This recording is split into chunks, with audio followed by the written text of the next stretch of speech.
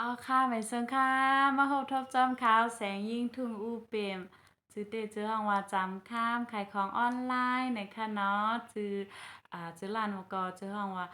หมอกจำข้ามสารในค่ะเนาะเอาค่ะสังว่าพี่น้องค่ะอะไรเข้ามาหันคลิปในยอก็อย่าไปลืมกดติดตามและกดแชร์ปันอีกนึงในค่ะเนาะเอาค่ะวันมื้อไหนก็เข้ามาเรียบเฮียนหาเอาตั้งหูกันเซอำกา เฮาไรนอนรับฝันดีนั่นเดลัยเฮ็ดอีสังค่ะ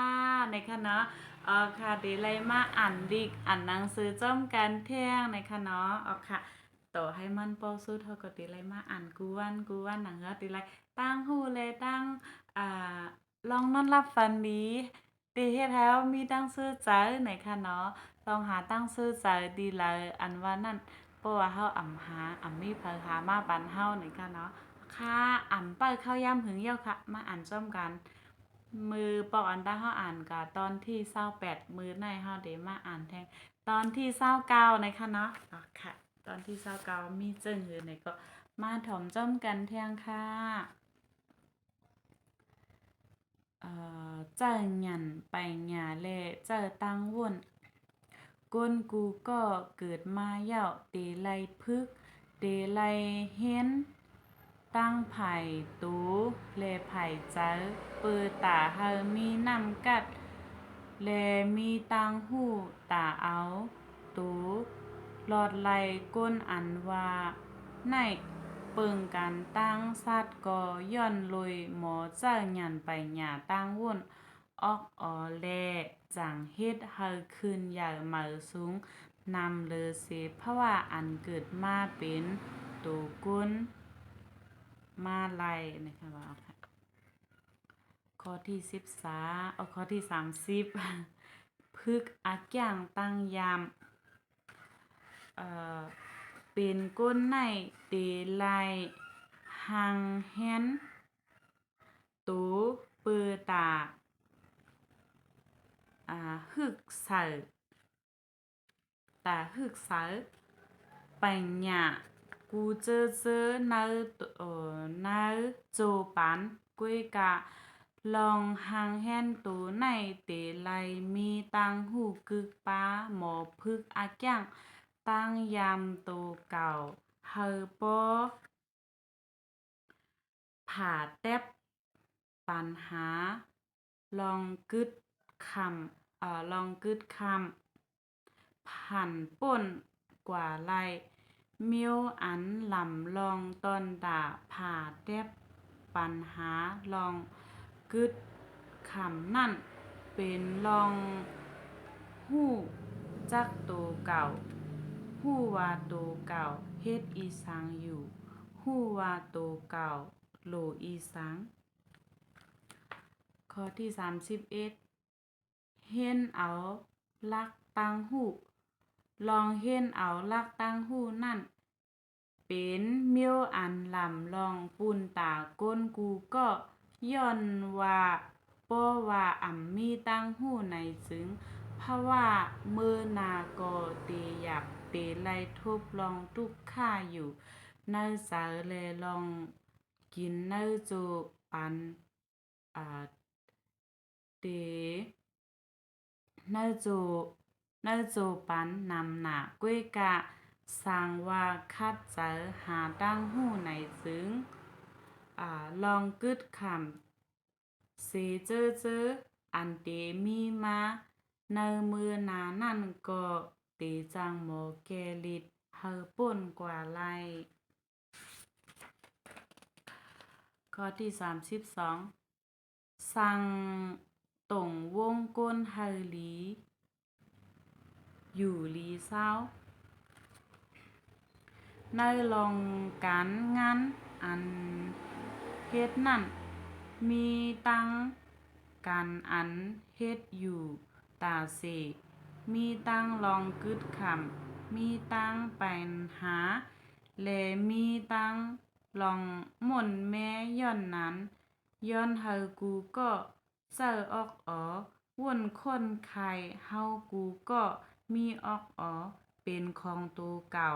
เฮามีสุนเต็มตีตาเตเจ้าออกอ๋อ เนอลองหลีเปอตาตูเก่า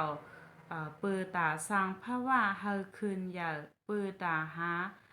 ตั้งหลีเสาโตเปิดตาสร้างตั้งหลีแลเปิดตาเฮาป้อไลจือว่าเป็นก้นมีปัญญามีตั้งวนทนถี่หลีตอนตาสร้างตรงวงก้นเฮามันกึมลอดเพแลลีอยู่ลีเศร้า33คัดเจอพึกตูเก่ามือตึกเล็กเป็นพ้องออกออหลีหูแล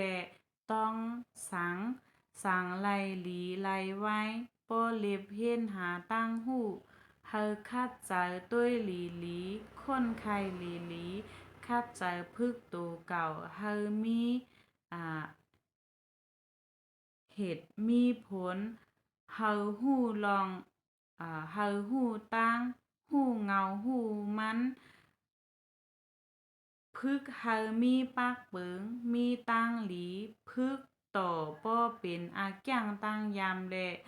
หมอเอาออกมาจ่ายตื้อถูกแม่นดีลองเจอไหนมันตีกำแถมเฮ็ดให้เกิดมีลองซื้อใจลองคืนใหญ่และลองอ่องฮอดถึงตีเยิ่งหมายตูเก่าในวันตั้งนาข้อที่34ตั้งหยุ่มย้ำศรัทธาตั้งหยุ่มย้ำมีสองเมลศรัทธาอันมีเปิ้นจักจันและศรัทธาอันเกิดขึ้นห้างกุ้ยในตูศรัทธาอันละก็ยาวมันจังปันพรตั้งไผ่ลีแลไผ่ให้มันมีดีลอกไล่อันเฮ็ดสร้างขึ้นมาสร้างว่าเอาก้อมกล้วยหยุ่มอ่ำเจ้าหยันไปหยาทัดสร้างจึงมันก็ไล่พรหลีตีสัทธานั่นจังเป็นเพลูก่อนย้อนนั้นแหละ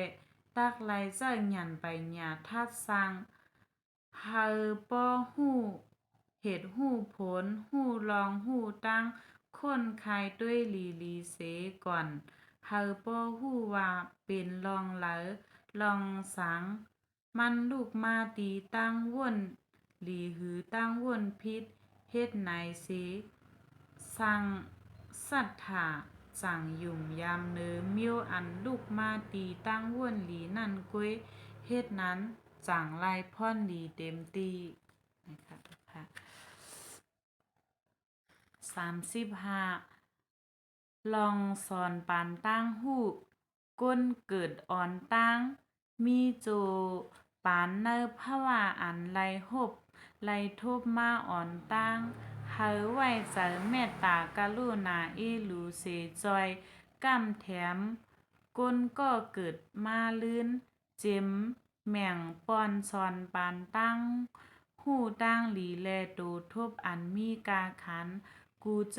อเฮาก้นเกิดมาลื่นป้อไหลหู้ไหลป่องเจออันลำลองสุดมันเป็นลองอ่อนเฮาเข้าป้อเฮาเขาป้อหมอวนรวยเหตุแลผลอาเกียวอาเกียงหมอวนเข้าลองเข้าตั้งมันหรือลองอันคืนอย่าแลลองตกแต้มนะคะแบบออกค่ะอ่ากูก็เลยถอมมาฮอดถึง35หัวข้อยาวไล่ตั้งวนตั้งหู้ตั้งหันถึงอีสังพองค่ะจอยคอมเมนต์ปันอีกนึงไหนคะเนาะค่ะจอยกดแชร์และจอยติดตามปันนำค่ะเพราะจังนั้นก็ในวันเมื่อไหนก็ย้อนกว่านอนก่อนค่ะให้กูก็นอนรับฝันหลีให้กูก็กำหลีให้กูก็ไล่ตั้งวนดีหลีให้กูก็ไล่ตั้งหูดีหลี เดี๋ยวก็เอากะเจ้าเนยเจอจัดปานให้ขึ้นใหญ่ให้มาสูงหน่อยค่ะเนาะยันให้กูก็มีตังซื้อใจเลยเฮานอนหลับฝันลีค่ะมอนๆค่ะบ๊ายบายค่ะจ่องมาพบทบกันแทงในตอนดังนา